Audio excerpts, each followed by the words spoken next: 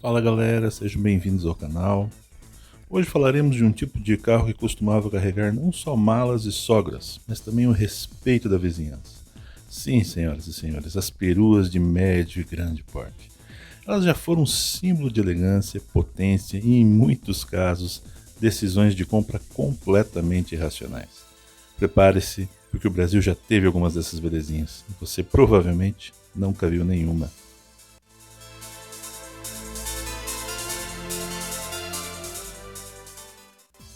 Imagine um sofá sueco com rodas, tração traseira e um motor 6 cilindros em linha com quase 3 litros de pura compostura. Essa era a Volvo 960 Wagon, que depois virou V90. Um carro tão sólido que você poderia usá-lo como bunker em caso de apocalipse zumbi.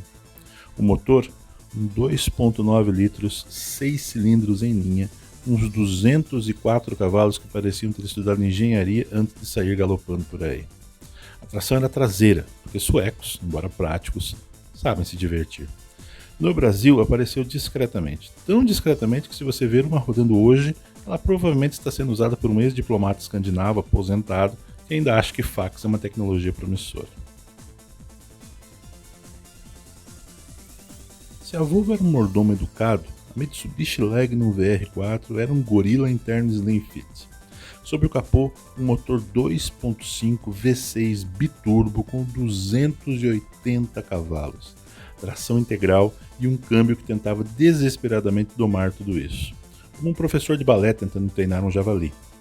Na prática, era um Galant com esteroides e espaço para um carrinho de bebê. Mas no Brasil, só veio por importação independente, o que significa que o dono provavelmente também importava vinhos caros e usava palavras como sumptuoso. A manutenção, complicada. O prazer de dirigir, absolutamente bárbaro.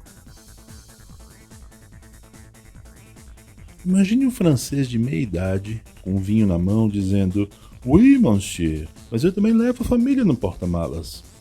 Esse era o Peugeot 405 Break. Veio com motores 1.8 e 2.0 e em versões mais ousadas o MI-16 com 123 cavalos, o que na época era o equivalente francês de dizer "eu corro, mas com estilo." Tração dianteira, suspensão macia e aquele acabamento interno que misturava charme europeu com plástico reciclado de baguetes velhas. Infelizmente o pós-venda era tão francês quanto possível, sumia no meio da conversa e deixava você lidando com os problemas sozinho. Se você sempre sonhou em ter um carro que parecesse estar a um passo de ser uma nave da NASA, mas ainda assim pudesse levar um labrador e 3 crianças, então a Audi 100 Avant era a sua melhor escolha. Com opções de motor 2.3 5 cilindros ou um V6 2.8, ambos com potência suficiente para ultrapassar um caminhão sem causar um AVC, essa perua oferecia ainda tração nas 4 rodas, ideal para quando você decide visitar o supermercado em Nürburgring. Aqui no Brasil foi um misto de unicórnio com cometa Halley, raríssimo e, quando visto, imediatamente seguido por uma frase do tipo: "Que raios é aquilo?"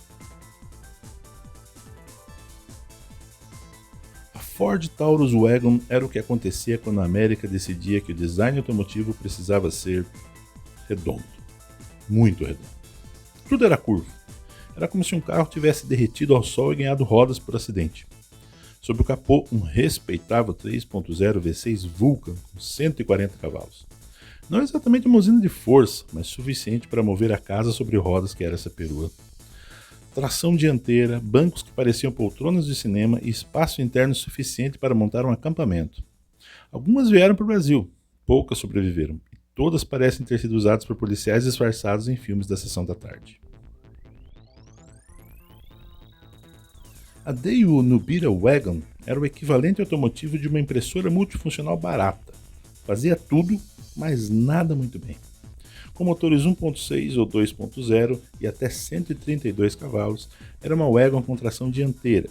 Design ok, desempenho ok e durabilidade, vamos dizer que foi incompreendida.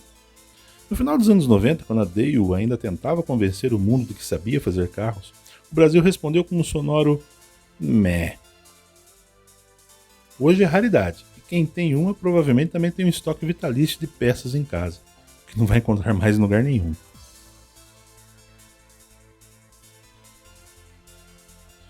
Ah, o Marea Weekend 2.4 20 válvulas. Uma perua que despertava tanto desejo quanto medo. Com seus 5 cilindros em linha, 2.4 litros, 160 cavalos e som de carro de rally, era uma delícia dirigir, desde que você estivesse disposto a viver perigosamente. Cada puxada era um concerto mecânico, cada manutenção uma ópera trágica em 3 atos. Era rápida, era nervosa e era absurdamente imprevisível. Se você tivesse coragem, ela te recompensava. Se não, ela te devorava. Então é isso. Essas foram algumas das peruas que passaram pelo Brasil com a sutileza de um sussurro no furacão. Algumas eram incríveis, outras mais questionáveis, mas todas tinham personalidade, coisa que falta em muito SUV por aí. Gostou do vídeo? Dá aquela acelerada no like, comenta qual dessas você teria ou teria medo de ter e se inscreve no canal, que aqui a gente lembra do tempo em que dirigir uma perua era sinônimo de estilo e não só maternidade.